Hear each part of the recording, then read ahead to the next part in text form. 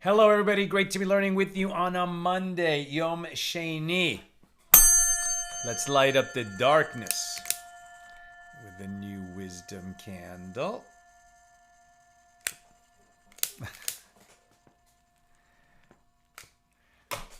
Okay, who's in the house on a Monday? Moishi in Brooklyn. Chaim in Florida. Lester in Florida. Ella in Southern California, and Joe in Inland Empire, Bella in Florida, Sharon in New Jersey, and Belle in Texas, Renee in Indiana, Melissa in Great Neck, Bill in Mid-Missouri, Shandora in the Bronx. Welcome, everybody. I'm just going to get ahead of this little issue. The document where Nina passes me questions at the end is a Google Doc, and it signed me out. So I had to get signed in, which I couldn't do while the music was playing because then the music would have stopped. Yes, it's me. Everything is so multi-factor, confirming identity, and good. Okay, now I'm signed in over there. Very good. Very good. Okay, so opening chapter 8 today here in Tractate Zevachim, the 29th volume of the Talmud. We're doing Mishna number 1. In chapter 8, it begins at the bottom of page 70b, and we're going to do a double daf, 71 and 72, both pages quite short. I even thought about doing a triple, but okay, that's a little crazy. But we take advantage. We are actually caught up. So today we're going to get ahead of the Daf Yomi schedule. But I have some travel coming up in December. So when we get a chance like this to get ahead, let's get ahead. Okay. Mishnah number 1, chapter 8. All the offerings that were intermingled with animals from which deriving benefit is forbidden. For example, sin offerings left to die, or with an ox that was sentenced to be stoned. Even if the ratio is 1 in 10,000, deriving benefit from them all is prohibited, and they all must die. Now, in this Mishnah, we're going to be examining closely the distinction between animals. All right, so we're talking about animals, animal offerings. Animals that are prohibited to be used as sacrifices, which sacrifices have an incredibly high standard. So any kind of a blemish, simple blemishes will render an animal unfit to be brought as a sacrifice to the Most High, to God, as opposed to animals that are prohibited for benefit at all, right?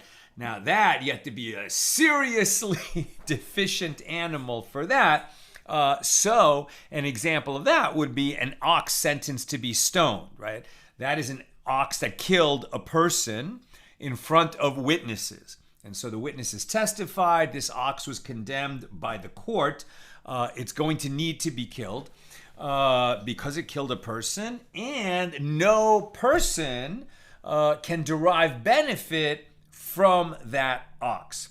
Right, so that's, very few animals indeed ever become that category, whereas many, many, many, many animals are unfit to be sacrificed. what's going on is, what if animals that were designated to be sacrificed get mixed up with other animals? What if any kind of animals get mixed up with an ox that is sentenced to be stoned, or other animals from which it is prohibited by anybody to derive benefit from them? And then what do we do to solve this intermingling? And so, as we'll see, animals can become prohibited, and this is an important concept generally about holiness, right? The word kiddush, which means holy in Hebrew, is also a word that means set apart, right? Things that are set apart. So something that has been consecrated, we talked about this many times. Once it's consecrated, it belongs to the Most High. Whether it was consecrated to be an offering or whether it was consecrated for the upkeep of the temple when the temple is standing, now you can no longer make personal use. You can't get personal benefit from that animal because it has been set aside to be holy. Therefore, it becomes prohibited for use. That's a good prohibition in the sense that the reason it's prohibited to us is because that animal has ascended to a higher level of sanctity, and that's why we can't make use of it. On the other hand, there's bad prohibition in the sense that an animal that was condemned to die because it killed a person, or as we'll see, it's an other kind of thing where it's even difficult to discuss, but if an animal was used for bestiality, that would be another kind of setting aside, right? Where now it's prohibited for use for, the opposite kind of reason, because it killed or because it was involved in this awful practice. Either way, they become prohibited for use. Now, the distinctions are going to be, like, what do we do when an animal that has become prohibited for use becomes intermingled with other animals? So depending on the type of prohibition that resulted in this animal being set aside, when it becomes intermingled with animals that would otherwise be permitted, the solution to that problem is going to vary based on the nature of the prohibition that resulted in the animal being set aside. Okay, so Mishnah 1, again, all the offerings. So now we're talking about offerings. So these are animals that will be consecrated to be brought as offerings. All the offerings that were intermingled with animals from which deriving benefit is forbidden. For example, sin offerings that were left to die, or with an ox that was sentenced to be stoned. Even if the ratio is 1 in 10,000, deriving benefit from all of them is prohibited, and they all must die, right? And the concept here is this type of prohibition on an animal, let's say the ox that is sentenced to be stoned, whereas, for example, if you drop a little bit of milk in a meat dish, right, in a cholent, okay, so that, you can't eat any mixture of milk and meat. But I'm pretty sure, I could be wrong, but I'm pretty sure that if you drop just a tiny bit of dairy into, a meat meal, whatever the ratio is, it might be 1 in 60, it might be even something more extreme than that. But if it's such a tiny amount, we would say that it's nullified, right? It's nullified in that mixture, and we don't render the whole mixture prohibited. Because that little drop of dairy becomes nullified, it is not significant. But an animal, a whole animal that is prohibited in this way, is so significant that it can't be nullified.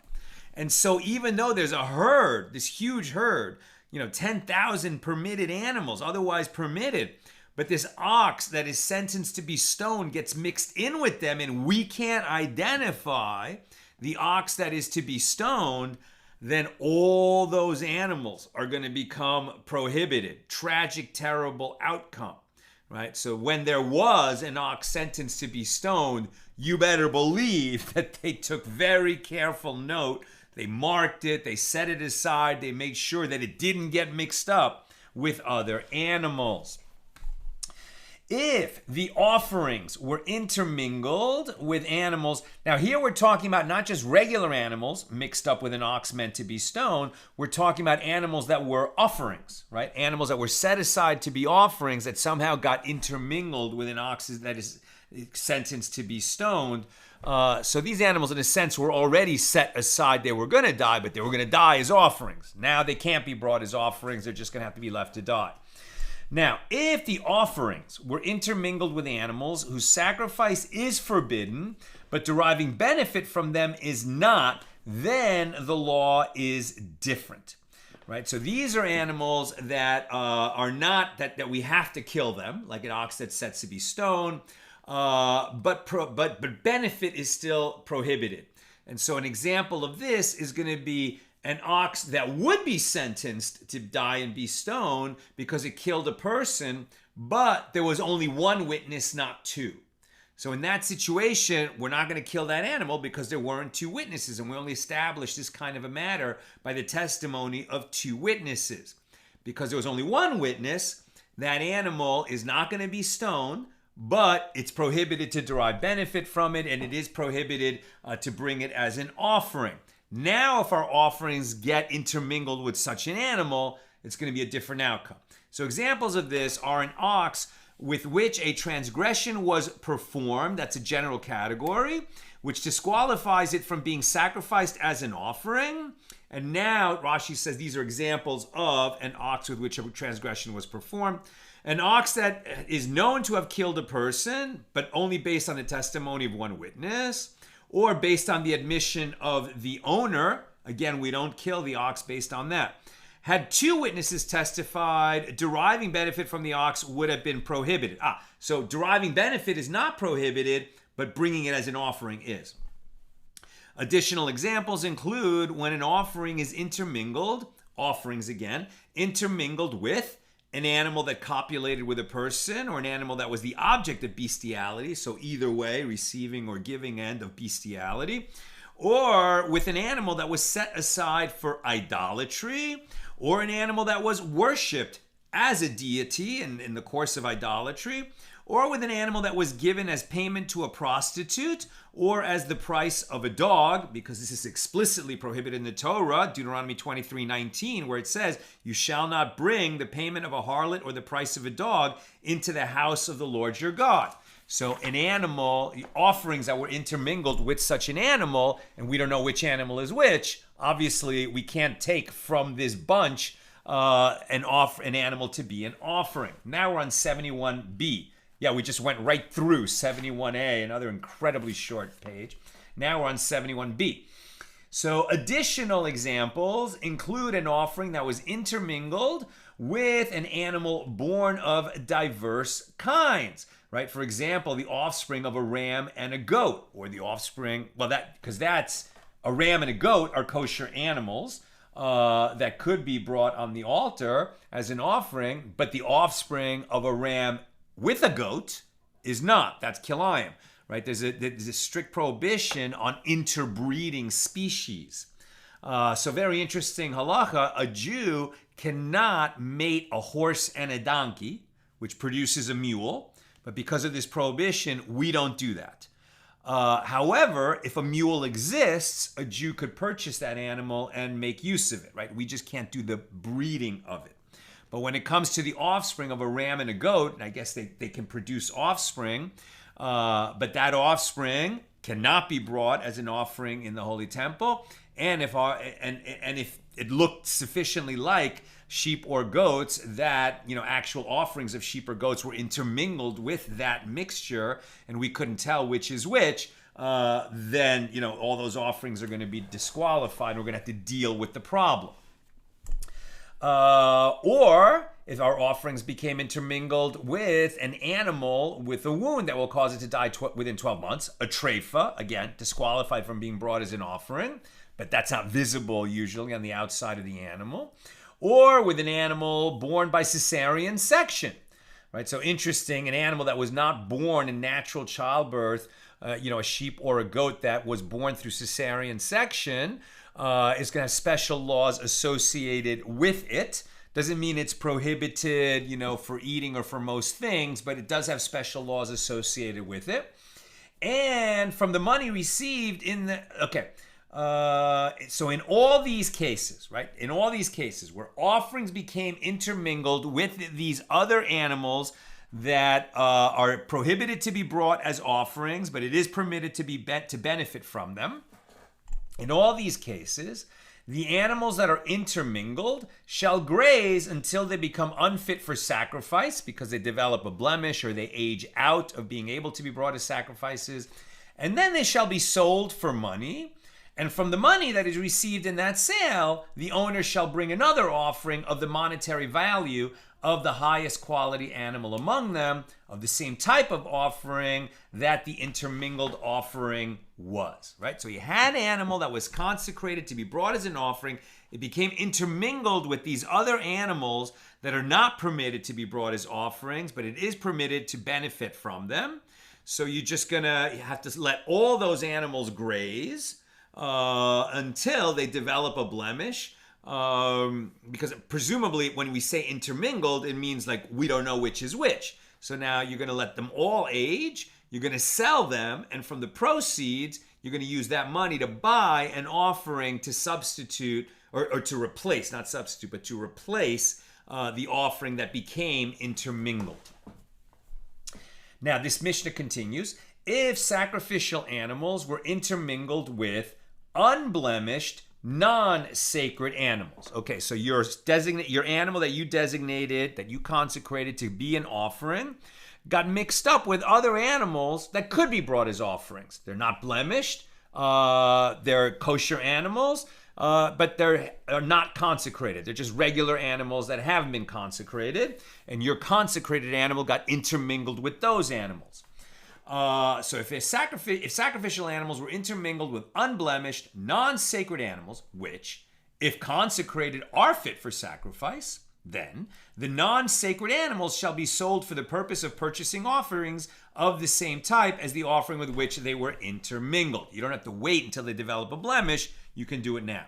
Sell them and now purchase your replacement offerings.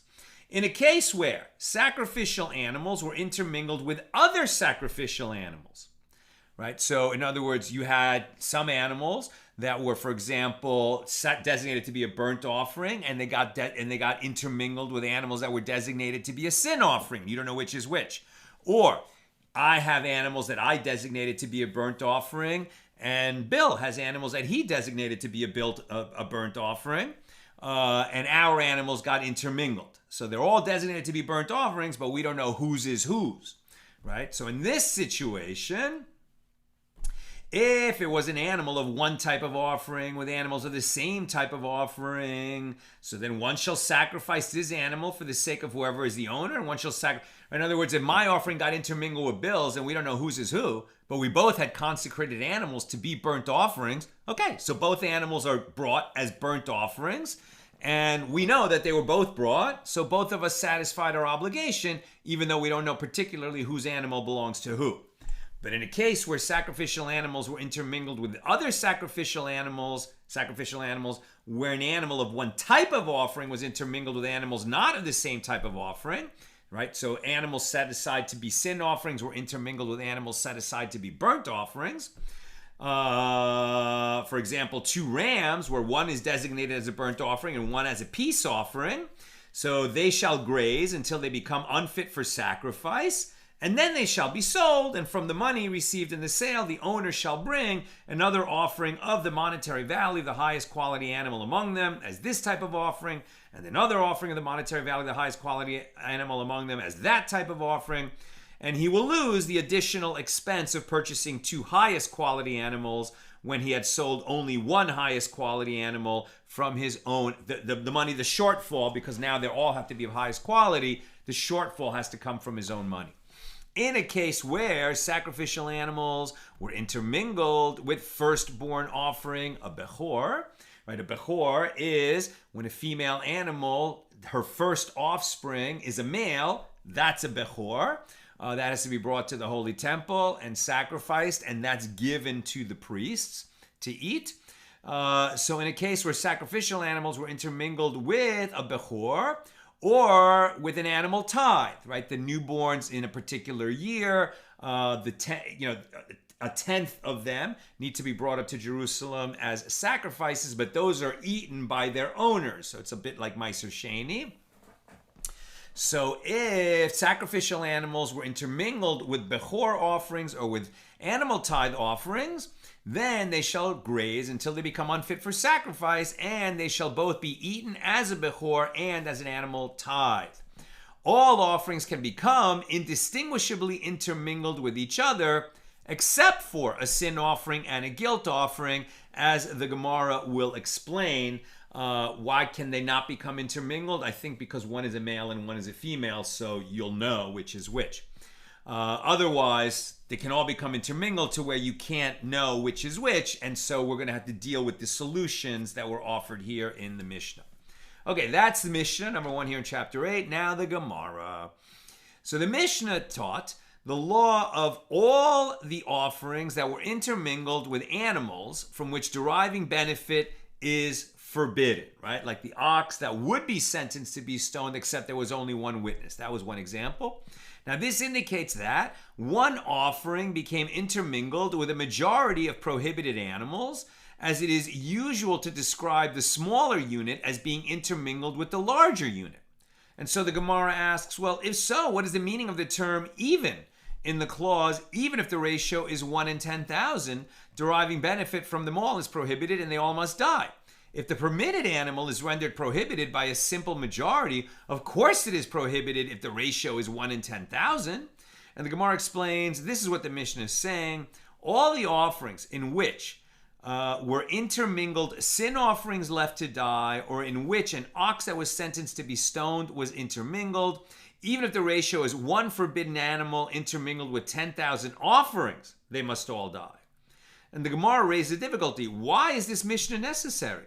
We already learned this law on another occasion in a Mishnah in Tractate Tamura, page 28a. With regard to all animals whose sacrifice on the altar is prohibited, if they are intermingled with animals whose sacrifice is permitted, they render the entire mixture prohibited in any amount, regardless of the ratio of permitted to prohibited animals. The Mishnah adds that these are animals whose sacrifice is prohibited. Which ones are prohibited to be sacrificed? An animal that actively copulated with a person, and an animal that was the object of bestiality. If an animal is used in any form of bestiality, it can no longer be offered on the altar as a sacrifice. So that Mishnah proceeds to add other categories of animals to this list, including ones mentioned in our Mishnah here. So in any event, the basic law of the Mishnah was also taught in Tractate Tamura. So since it's already taught in Tractate Tamura, why is there a separate Mishnah here? It must come to teach us something that the Mishnah in Tractate Tamura doesn't teach. What is it? Rav Ashi says, I said this law in the presence of Rav Shimi, and he explained to me that both Mishnahs, here and in Tamura, are necessary, as each one teaches a novelty that is not included in the other. And Rav Ashi clarifies, as if this law was learned only from here, meaning the Mishnah in Tractate Tamura, I would say that this statement that prohibited animals render a mixture prohibited in any ratio applies only to prohibiting the animals from being sacrificed to the Most High. But with regard to prohibiting animals even to an ordinary person, for example, that if they become intermingled with an ox that is to be stoned, they all must die without the possibility of redemption, one might say that they are not all rendered prohibited in benefit, as the prohibited animal could be nullified in a majority. Therefore, the Mishnah here teaches that even with regard to deriving benefit, all the animals in the mixture are prohibited. So if an ox that was sentenced to be stoned got mixed in with somebody's herd, terrible outcome. All those animals are going to have to die. Rav Ashi continues, and if this law was learned only from here, I would say that it is only these categories that are mentioned in this Mishnah, i.e. sin offerings that were condemned to die, or an ox that was sentenced to be stoned, that render a mixture prohibited in any ratio. The law is stringent with regard to them, as they are items from which deriving benefit is prohibited. But with regard to these categories mentioned in the Mishnah and Tractate Tamura, for example, an animal that copulated with a person, which are not items from which deriving benefit is prohibited, one might say that they are not disqualified from being sacrificed and they are nullified in a majority. Therefore, both Mishnayos are necessary. For instance, an animal that was used in bestiality is going to have to die, but then you could, sell the hide and make money from it. Benefit is not prohibited like an ox that is to be stoned. Now, the Gemara questions this explanation. This justifies the Mishnah here, but concerning the law stated in Tamura, why did that Mishnah teach the law with regard to those animals that are not items from which benefit is prohibited, such as an animal that copulated with a person? The Tana already taught this law in the Mishnah here. Why did it was also taught there? And the Gemara answers, does the Mishnah here teach by what ratio they render the mixture prohibited? The important measure in any amount is taught in Tamura, not in the Mishnah here, and that is the novelty of the Mishnah in Tamura. So the Gemara challenges, but if so, let the Tana teach that Mishnah in Tamura, and then he would not require this Mishnah here. Why teach the second clause of the Mishnah here? And the Gemara explains it was necessary for the Tana to mention the remedy, i.e., that the animals that are intermingled shall graze. This is animals for which benefit is prohibited when there's a mixture, an intermingling of offerings with them, that the animals that are intermingled shall graze until they become unfit for sacrifice, and then they shall be sold. And from the money received in the sale, the owner shall bring another offering of the monetary value of the highest quality animal among them, as the same type of offering that the sacrificial animal was. This law is not stated in the Mishnah and Tractate Tamura.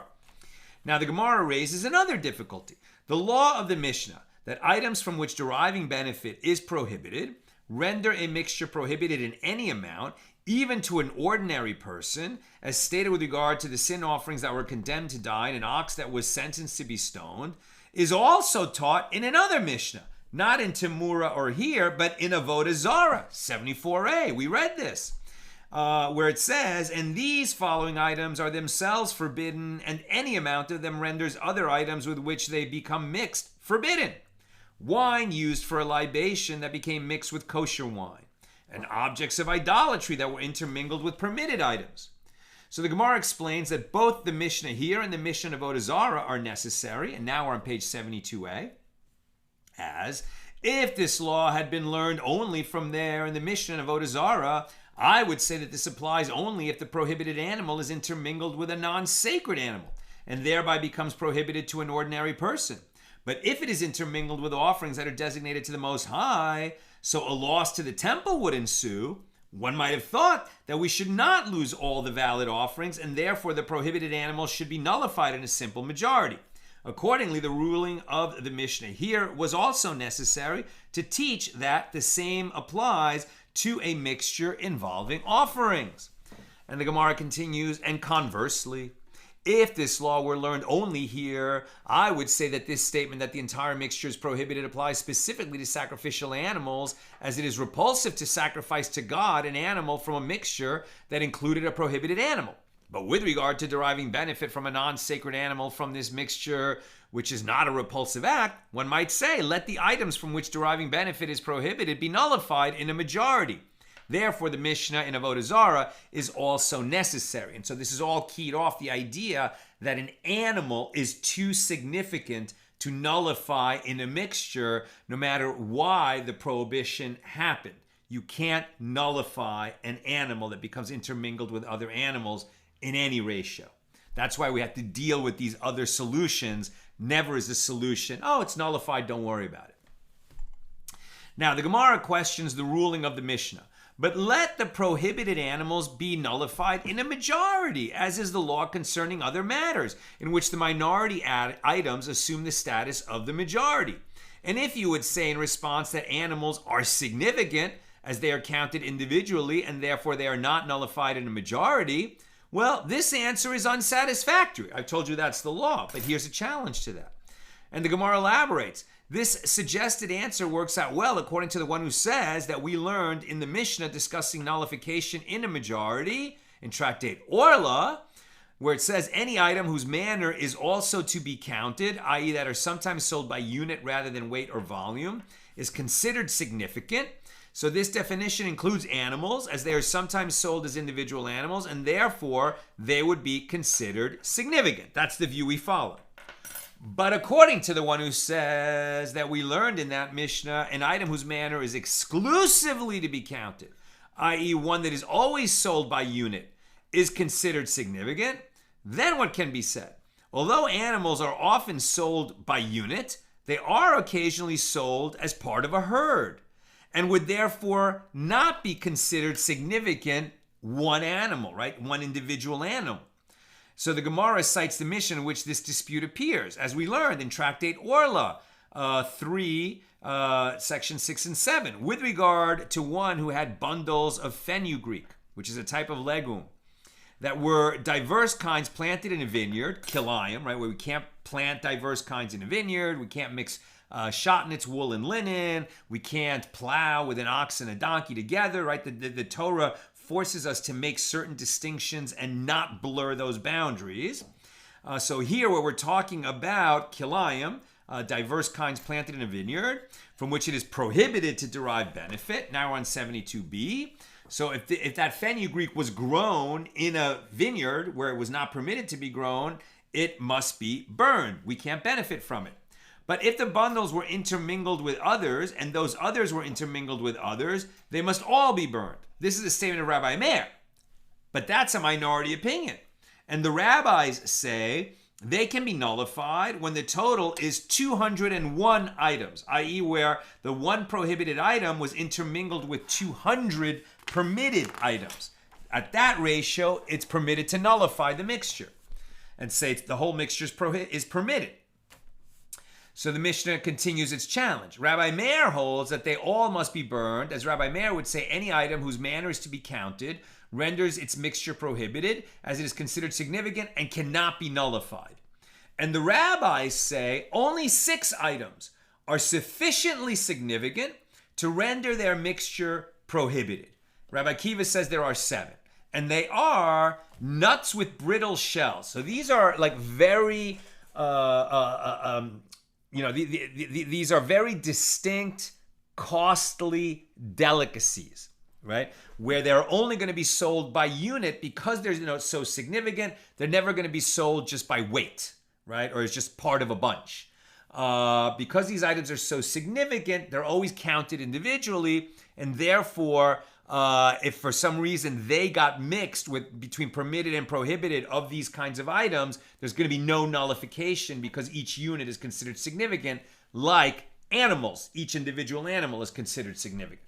So these 7 things are nuts with brittle shells, pomegranates from Badan, sealed barrels of wine, beet greens, cabbage stalks, and Greek gourd. And Rabbi Kiva says loaves of a homeowner are also in this category.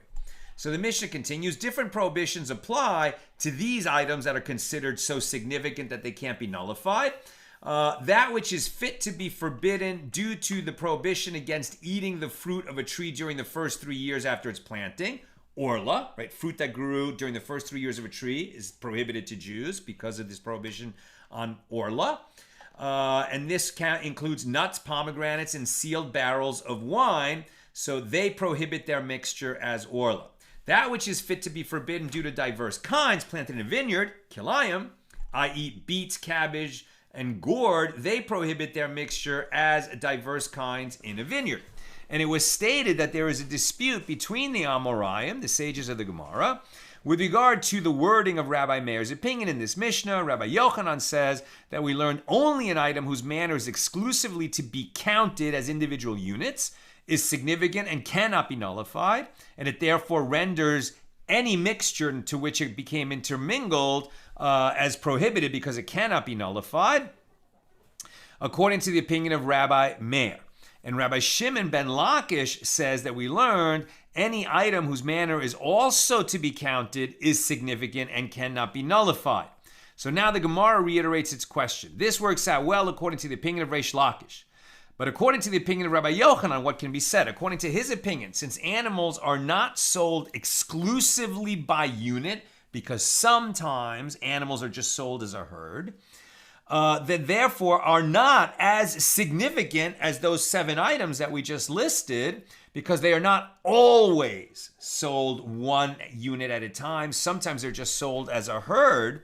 So therefore, it ought to be possible to make a nullification when one prohibited animal gets mixed in with a bunch of permitted animals. Therefore, a prohibited animal should be nullified in a simple majority.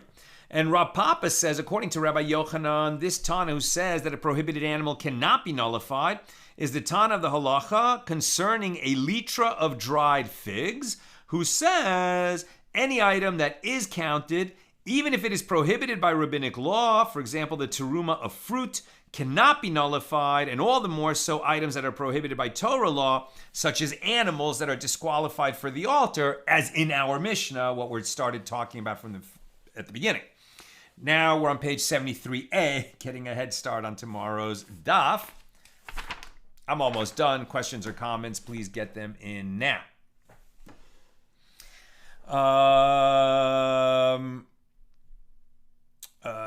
Yes, so this is as it is taught in a Baraisa. The Baraisa discusses 3 cases, all of which relate to the tithing of figs, which is an obligation by rabbinic law, not by Torah law. So the first is the case of a litra of untithed dried figs that were pressed into different vessels and shaped into circles that one placed into a barrel containing tithed figs. Right? So the problem here is that you've got tithed produce, which is permitted for eating, mixed with untithed produce, which is prohibited for eating. You can't eat produce that is required to produce for which there is a tithing requirement. Until the tithing has been done, that produce is prohibited. So you have tithed and untithed produce that became intermingled. What do? So in this case of a litra of untithed dried figs that were pressed into different vessels and shaped into circles that one placed in a barrel containing tithed figs, and during the process of producing a circle, he pressed the figs into the opening of one of the circular vessels in which the circles are formed, and he does not know into which circular vessel he pressed it. So the second case is the case in which he recalls that he pressed it on the opening of a barrel containing tithed figs, but he does not know into which barrel he pressed it. And the third case is that he recalls that he pressed it on the opening of a straw receptacle containing tithed figs, but he does not know into which receptacle he pressed it. We don't have to go into the exact details of those cases because that's beyond the scope of today's class. The point is that there's a principle that will apply to our case. In all of these cases, there is a dispute between Rabbi Meir and Rabbi Yehuda as to the details of the dispute between Rabbi Eliezer and Rabbi Yehoshua. Rabbi Meir says that Rabbi Eliezer says one views the upper layers of possibly untithed dried figs as though they are separate pieces rather than one unit, and the lower ones, which were there beforehand and have certainly been tithed, nullify the upper ones, as there are enough circles of figs to nullify the upper layer. One does not need to tithe the figs at the top of any of the containers. Rabbi Meir continues, by contrast, Rabbi Yehoshua says, if there are 100 openings of containers present there, the untithed litra of figs on the opening of one of the containers is nullified in a ratio of 1 part of untithed figs to 100 parts of similar tithed figs. But if not, all the layers of figs at the openings of the containers are prohibited, i.e. viewed as untithed, as one of them certainly contains the untithed litra that has not been nullified. And the figs on the insides of the vessels are permitted, as the untithed figs certainly did not reach there. This is Rabbi Meir's version of the dispute. So what we're examining is in this other dispute about figs, right? We don't have to get into all the very difficult details, an argument to follow. They're just quoting the whole dispute over there. But the point is, are we able to nullify a significant item or not? Right? The Baraisa, when there's intermingling. So the Baraisa continues. Rabbi Yehuda says that Rabbi Eliezer says, if there were 100 openings of containers with tithed figs presented there, in addition to the untithed figs, it is nullified in the 100. But if not, all the layers of figs at the openings of the containers are prohibited, i.e. viewed as untithed, as one of them certainly contains an untithed litra that has not been nullified, and the figs on the inside of the vessels are permitted, as the untithed figs certainly did not reach there. And Rabbi Yehuda continues his statement. So by contrast, Rabbi Yehoshua says, even if there are 300 openings present there, the layer at the top is not nullified. This litra cannot be nullified in any manner, as Rabbi Yehoshua maintains that even an item occasionally sold by unit, such as the circle of dried figs, can never be nullified, right? So the question is, items that are sold by unit, is it that if they're always sold by unit and never otherwise sold, they cannot be nullified? But if they are sometimes sold as not by unit, like animals sometimes sold in a herd, therefore they can be nullified? Or is it that if they are typically sold by unit, but often in a different way, then they cannot be nullified? Like, at what point do we apply the rule that something is so significant that it can never be nullified? That's what we're examining. And Rabbi Yehuda continues, but if one pressed a liter of dried figs into a circular vessel along with other dried figs, but does not know onto which place, i.e. which side of the circular vessel he pressed it, whether, for example, to its northern side or its southern side, in this case, the prohibited litra is not located in a defined place, and it cannot be distinguished from the others. It is not considered an item of significance, and then everyone agrees that it is nullified. Accordingly, the ruling of the Mishnah that animals are disqualified from being sacrificed are not nullified is in accordance with the opinion of Rabbi Yehoshua, as stated by Rabbi Eliezer, that an item occasionally sold by unit is not nullified. Rabbi, right? So even if it's just occasionally sold by unit, as opposed to standard case sold by unit and occasionally not sold by unit, but even if it's occasionally sold by unit, that's enough that it can never be nullified. So Rabbi Yochanan's statement that only an item whose manner is exclusively to be counted by unit, right, is significant and cannot be nullified, that would be in accordance with the opinion of Rabbi Meir. And Rav Ashi says, you may even say that the Mishnah is in accordance with the opinion of the rabbis, i.e. Rabbi Meir in that other case, who maintains that an item that is not always counted is nullified in a majority. The reason that living creatures, however, are significant and therefore they are not nullified is because even though occasionally they're sold as part of a herd, normally sold by unit, there's still a distinction between animals and, those special nuts or special cabbages that came from Kilaim, etc., because a living creature, as opposed to a plant or a fruit or a nut, a living creature, especially a mammal that could be brought as an offering, that is a significant unit, and therefore it cannot be nullified in any ratio if it became intermingled, if it was prohibited and became intermingled with permitted animals. We can't nullify that mixture, and that's why it's a massive problem if an animal that's prohibited, even for benefit, became intermingled with animals that would otherwise be permitted. That's where we'll knock off. I'm not seeing questions. I will just remind us that, or I'll mention that on Thanksgiving, which is this week, we'll have class. We will have class, but we'll have it at a special time. We'll do the Friday schedule. So this week we'll have class at noon Pacific on both Thursday and Friday. Thursday and Friday, noon Pacific. Seems like there's not any other questions. So great learning with you, and look forward to doing it again tomorrow at the regular Tuesday time of 6 p.m. Pacific. All the best.